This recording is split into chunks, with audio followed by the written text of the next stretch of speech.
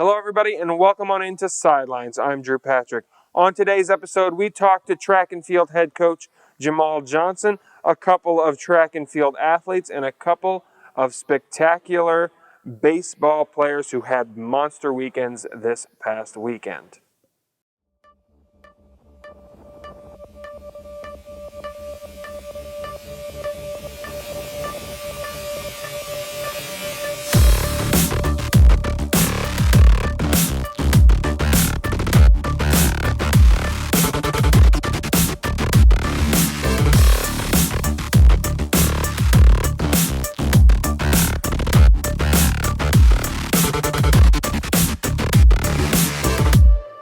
Welcome back into Sidelines. Let's talk track and field now as we have head coach Jamal Johnson joining us here at the desk. Coach, thanks for stopping by. It's my pleasure.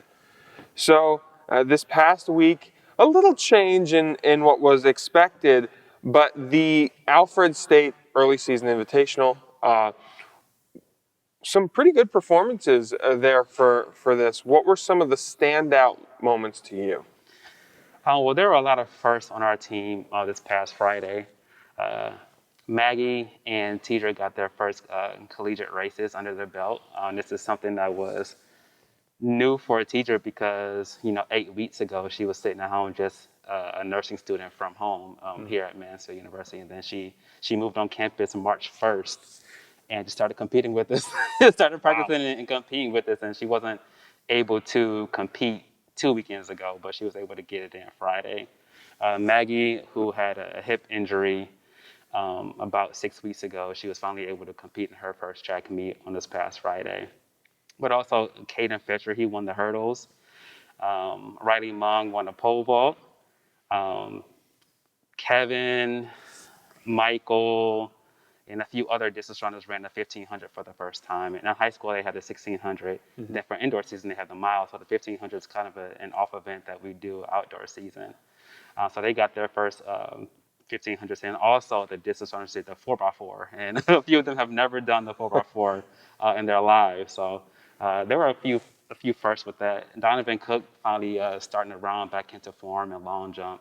I think he's number 4 or 5 in school history now. He jumped 6.54 twice on Friday, which is kind of a strange thing to do. Typically, you don't jump the same distance in the meet. Mm-hmm. Sean and Terrence finally were able to run an open 400. I didn't really want them to run one just yet because I didn't think we were ready just yet, but they were able to get those under their legs. Michael Bills ran the 200 for the first time in his college, whatever, because he didn't run track in high school. Mm-hmm. So he ran the 200 for the first time ever. Those were just some of the things that stuck out for this. There are a lot of positives from this past week. Wow, hey, look, when you can get that many firsts, it builds the team, and I'm sure you've seen that too. Mm-hmm. The other thing that was a factor was the weather. We talked about it a little bit before the interview, but the adjustments for the wind that I think people don't realize during, and maybe for the quick sprint events, it's got to be done right before the race, but obviously distance you have time to try to adjust in the race. What is your advice to your athletes when there's such a massive wind like that? I just try to tell them that everyone's facing the same wind. We try to do some resistance training with sleds and going against the wind during practice because it's kind of windy here in Mansfield most of the time on the track. So we kind of go against the wind during practice, but we also use like sleds. We haven't done it in a while, but we do some hill training as well. So that kind of helps with that. But, like I said, everyone races against the same wind. It's unfortunate for distance runners, they have to, go against it so much in their race. And for a sprint event, it's just, one shot. Mm-hmm. Hopefully it's not too bad. So let's talk about, let's go back to the two winners, to Caden and Riley. Mm-hmm. Caden is off campus, is training 1 day a week. What have you seen from him, especially because of that? We're in COVID times, not being on campus, not really having a chance to be here all the time, but still able to put in the work. He's committed to coming here. He comes here once a week. We do some hurdle workouts. It is tough because he's a nursing student, and he has his week filled up with classes and tests and quizzes and all types of stuff that he has to do. And, it's still an hour commute to come here on Thursday. So um, that just shows me that he is committed, even if it's just once a week. That was one of the things that I talked to him about when he said he wanted to rejoin the team. I'm like, well, you got to give me at least once a week, because hurdles is one of those events where you definitely need to be hands-on from a coaching perspective.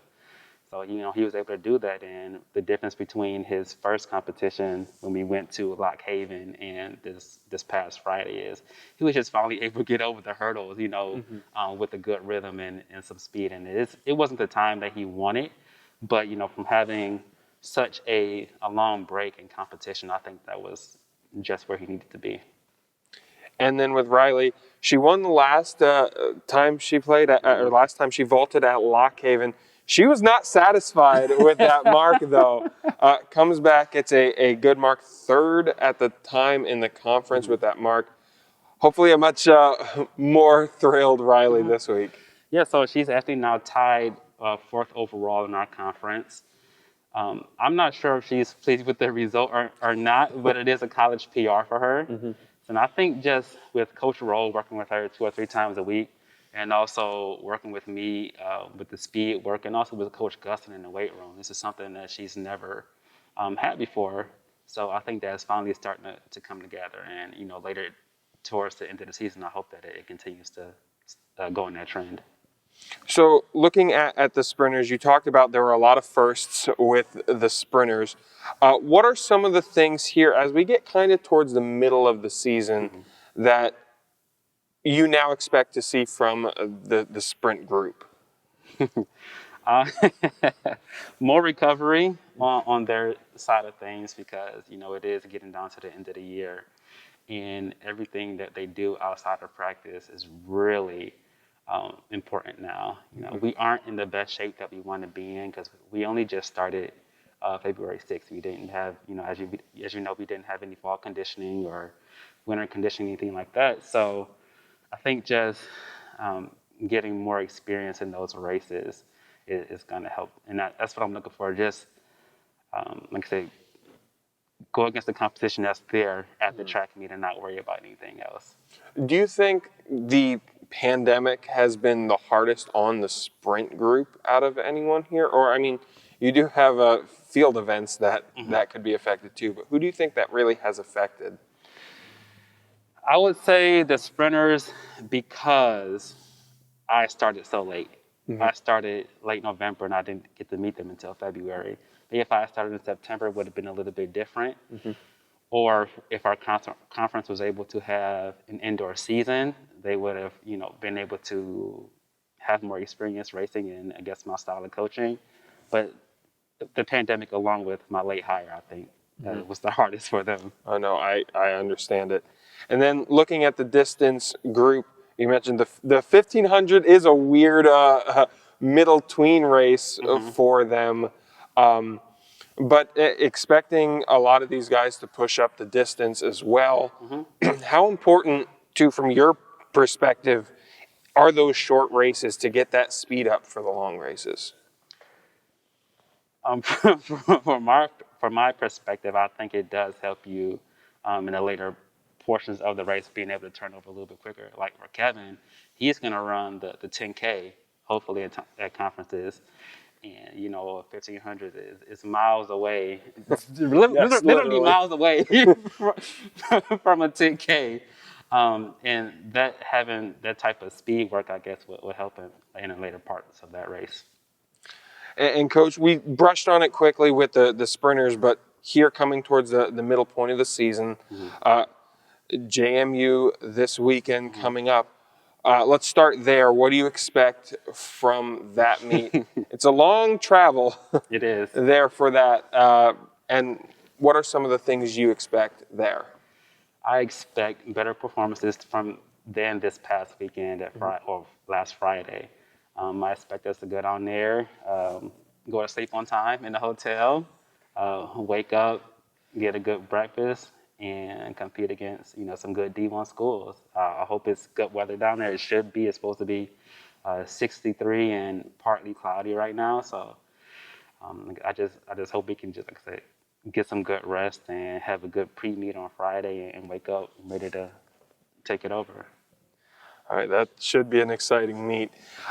Along those lines, continuing then here, kind of at the midpoint of meets here for the season, does the mindset change at all, looking towards the end of the season? Yes, some athletes are looking towards the end of the season. Some are in good position to make the conference meet. This year for conferences, there isn't just a mark. There is a top 16. Whatever event it is, you have to be in the top 16. Mm-hmm. And some people are in the middle, some people are at the top, and some people are just outside the top 16. So athletes are definitely starting to look at those lists and see where they line up. And some people know that they have a little bit more potential than what they've done so far. They know that they're just scratching the surface, and there are so many things that they could correct. So, yeah. Hey, looking forward to this as the season goes along. And Coach, thank you so much for taking the time. Not a problem. And Sidelines continues after this. Do not go anywhere.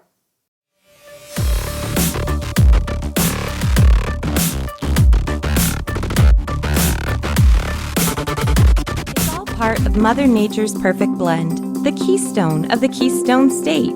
Visit Potter Tioga, a 2-county scenic outdoor haven conveniently located, yet worlds apart. A place where you can kick back, unwind, and forget about the pressures of life. Disconnect and reconnect with your friends, family, or even yourself while surrounded by nature's beauty. So start planning your adventures today at visitpottertioga.com.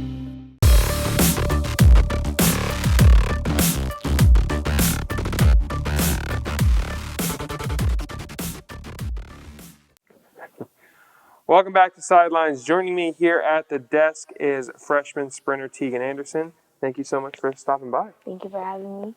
So this past weekend at Alfred was your first collegiate 100. How did it go? Talk me through that race. It was a pretty good race. I felt good. I probably with my shins, so I was pretty worried about that. But it didn't affect me at all. I didn't really like the time, but when you look back at the wind aid, if there was no like negative wind, I probably would have ran the time that I'm used to. Yeah, I was gonna ask that question too. Like the wind, truthfully, was whipping. Yeah, it was. that day. So what do you have to do? Obviously, in a 100, you don't really have time to adjust mid-race. But what do you have to do pre-race or I guess, mentally to prepare for a strong wind? You just have to think about going out there and just performing. That's all I do. I just make sure I perform, make sure, I have my good starts, and I'm keeping my form the whole race throughout. So with this year, obviously, it being unlike any other, coming in this year for you, what has been the biggest challenge with the pandemic atmosphere and not having an indoor to prepare for an outdoor season? Getting ready for outdoor season is the hardest because I haven't ran an outdoor race since my junior year of high school. So it was pretty hard just coming in and like having our first 2 meets and like not performing how I wanted to perform. And I haven't hurdled in like 2 years. So I had to make the executive decision to not hurdle this season, which is hurting my heart. But for my legs to be strong for next season, I just had to take it out. So that's probably the hardest thing.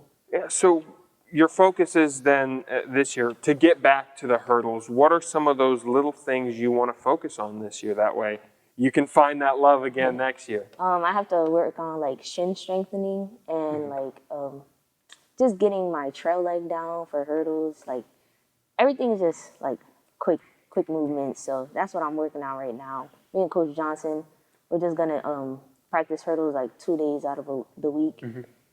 And that's pretty much it, yeah. So let's talk about Coach Johnson. What has it been like with him as the coach? This is his first year, your first year. You guys have that in common. But what has he added to your skill, your technique? I love Coach Johnson. He's just like, he's like a coach that's pretty much like understanding. Like my coach from high school, he's crazy. He was crazy, but Coach Johnson he's like way nicer. and he's understanding. And if you're like frustrated, because I get frustrated a lot when I hurdle, he like reassures you and makes sure you know like you got this, you can do this, and just get through it, and you'll be fine for like race day. So looking forward, obviously this being your freshman year, let's go a little kind of big picture here. And with the year being the way it is, what are your goals individually this year for yourself? I just want to break the record. Yeah, that's pretty much it for myself. Just break the 100 record. If I don't break it this year, I'll break it next year. But that's about it. And if I don't break the record, then just to PR and get healthier. Hey, I love that goal. I want to get on that record board, absolutely. So we're kind of at the midpoint-ish of this outdoor season, and looking forward to the next couple of meets. Expectations for yourself, we just talked about that record, but expectations in order to break that by the end of the season. Yeah, and just like, try to make it to PSACs. That's about it. Well, thank you so much for taking the time and talking with us. You're welcome. Thank you for having me. And Sidelines continues after this. Do not go anywhere.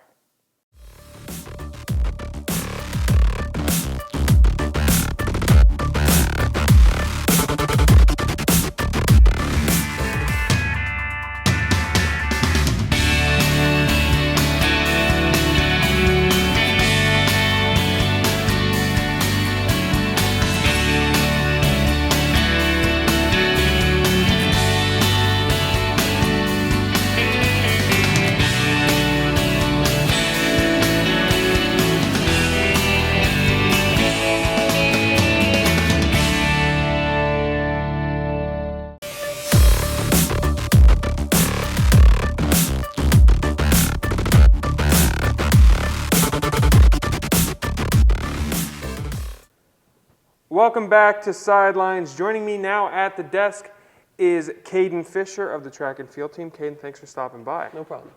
So you're in a bit of a unique situation this year, of a unique year. And I want to talk about that a little bit, the fact of really only being able to come up here once a week to train. What has been the biggest challenges in that for you this season? It hasn't really been much of a challenge. It's just, I'm basically just doing it just for fun. My main priority is just nursing right now. We have a meet like this weekend I can't go to because I have a test on Monday, but it's not that bad. So let's talk, before we get back into this, let's talk about this past week, a meet that you did compete at. You win your heat, not the time you wanted, but talk me through, what did it feel to, again, be at the front of the pack again? I felt pretty good. Halfway through the race, there's a big headwind coming on, so you felt that. I'm sure some of the other guys did too. But yeah, it felt good just to get out, got our second meet in, get some times in, just to keep improving every time. So the hurdles is such an event of such that you need to get into a rhythm. Mm-hmm. That headwind, how much of an effect does that have on you in the race when you're trying to keep that rhythm? Mm-hmm. Well, hurdles is pretty much all steps. You have about 8 to 9 steps to the first hurdle, and then in between each hurdle, you want at least 3 steps. So when you have that headwind coming on, it's messing up your steps, and you definitely don't want a 4-step or 5-step and throw off your balance and all that, especially doing hurdles. Is that a hard thing to do? Obviously, because the 110 hurdles, that's a quick race. Mm. That's going to be a quick adjustment. How difficult is that to feel that wind and make that adjustment? As long as you training right and have a good coach like I do that knows what you need and what exercise you need to do, then you're pretty good then. Okay. So let's go back to what is it like balancing that, the fact that, yes, you said your focus is on the nursing program, and this is a bonus for you to be able to compete this year. What has, I guess, your keys to that balance of being able to do the sport and focusing on your nursing program? Can you repeat the question? I'm sorry. Just like time management. What's your best time management type advice? Just at least get like an hour of exercise in at least each day. Like just wake up, get it over with, then go to classes, get my work done, and then just come in that one time a week I do and just prioritize on the weekends. So looking at this season going forward, we're kind of at that middle point of the season. What are your goals looking forward to the rest of the outdoor season? Definitely, if I make the PSACs, that's a plus. Because I haven't done 110s in 2 years. Because indoor is only 60 meters, and that was last year. Just to go out there, have fun, make it to PSACs, do the best I can, just have fun with it. Yeah, and obviously you talk about that, the unique year that we have been in, and losing last year's outdoor season and not having an indoor season this year, and doing an event where you kind of need really some of the equipment to be able to practice. What was that stretch like for you of just the shutdown? Honestly, I thought last year when we lost our outdoor season, that was going to be my last season because then now I'm in Sayre for nursing. And so I didn't think I was going to come back up until about 2 weeks before this outdoor season. I was working out every day, so I was like, might as well just show up on the weekends for meets. So then I texted the coach, and he let me come back, and yeah, that's pretty much it. Yeah, it should be an exciting. Looking forward towards the end of the year. Thank you so much for coming on, and best of luck in both the nursing program and with the team here. Thank you, Drew. And Sidelines will continue after this. Do not go anywhere.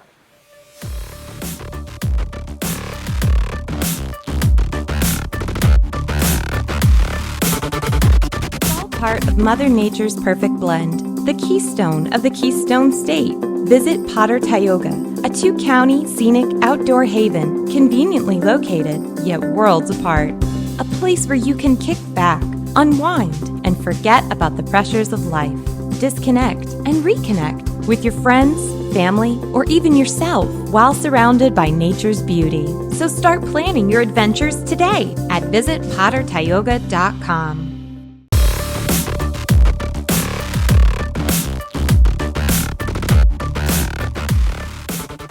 Welcome back to Sidelines. Let's talk baseball. As joining me at the desk, Hunter DePrimo, Zack Shertzer. Thank you both so much for stopping by. Thank you. Thanks for having us. So Zack, we usually don't have people back-to-back weeks, but hey, when you get PSAC Player of the Week, you get to come back.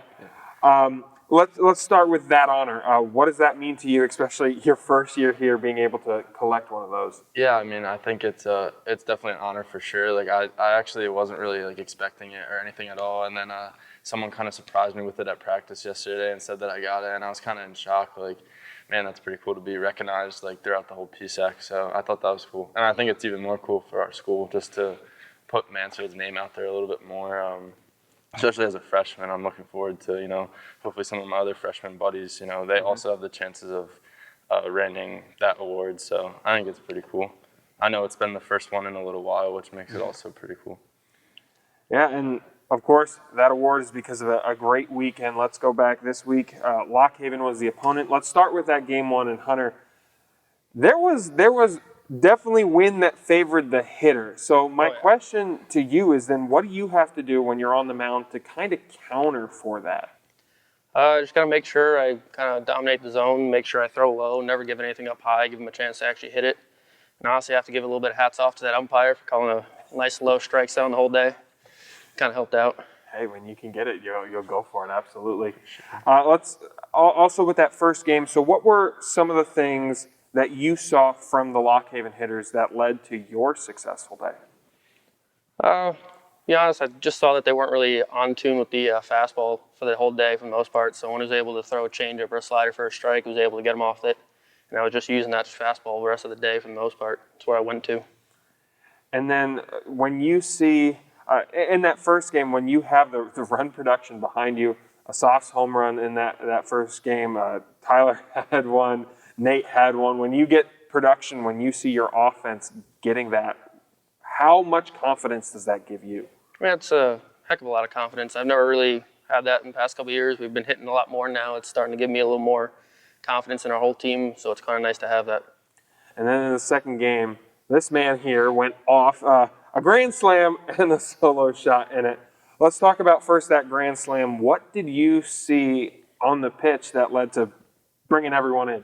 Well, I think mainly I went up there and I knew with that part of the lineup up, I'm batting fifth, so I always mentally prepared to hit with runners on because I know the guys in front of me are also solid and they're going to get on for me. But I mean, that kid had a weird arm slot, and I was just kind of trying to pick up, his like tendencies of whether he threw sidearm-ish or if he threw over the top, and he kind of threw one from down below, like sidearm, and it just rose right into the zone, and I just kind of swung, and right off the bat, I knew that it was going to be some RBIs, but I didn't think it was going over, and then I got to touch them all, so that was pretty cool. Hey, first collegiate grand slam too. Yeah. When you get around the bases, what are the emotions going through your head? It definitely was cool considering they jumped on us. After Hunter had a really dominant first game, they jumped on us right away in the second game, and I think a lot of guys were down.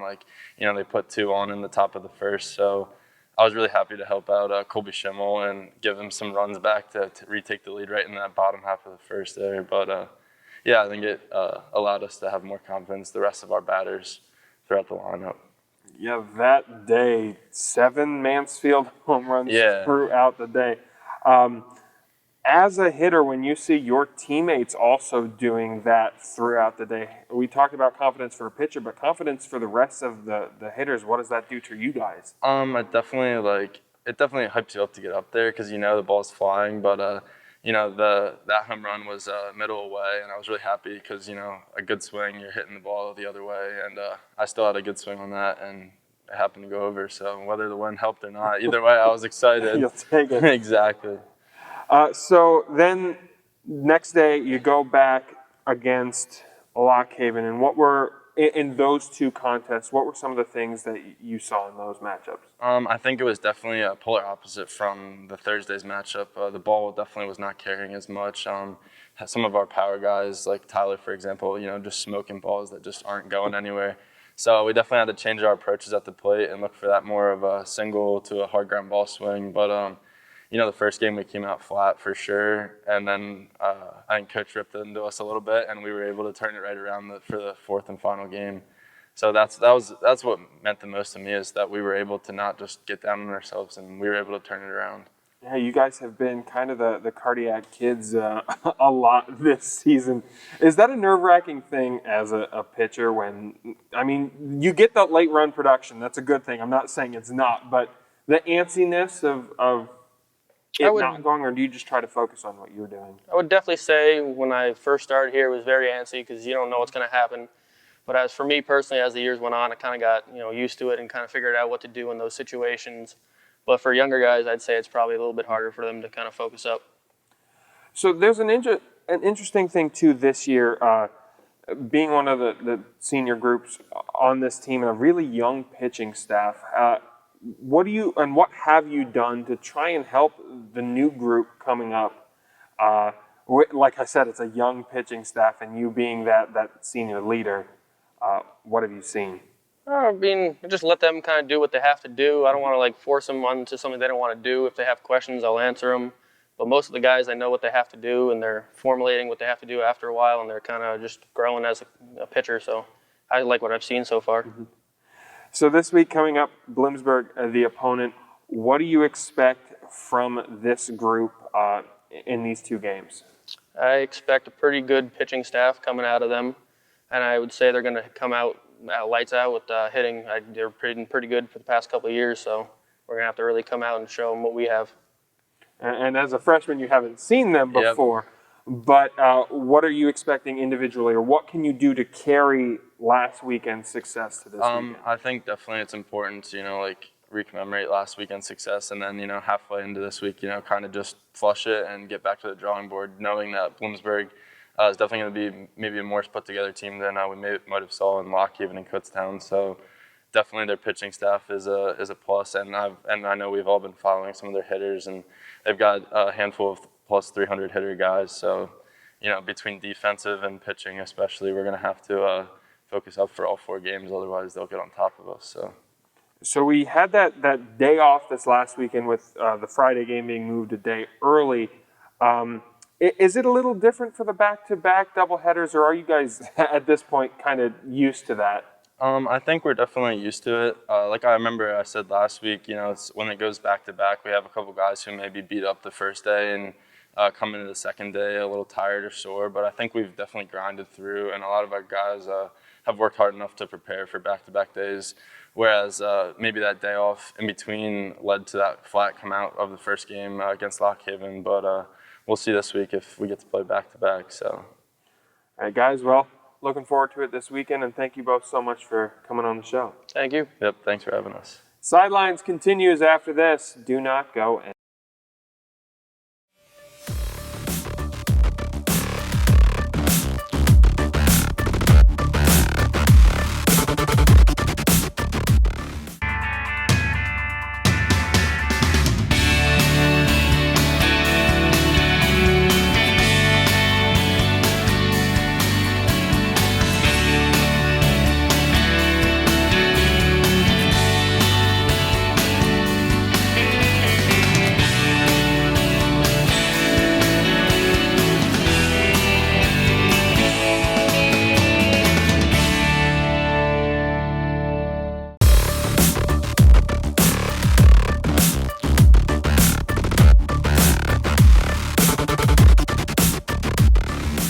That's going to do it for the show, folks. To stay up to date on all things Mansfield athletics, head over to GoMounties.com. Thank you so much for watching, and we will see you next week.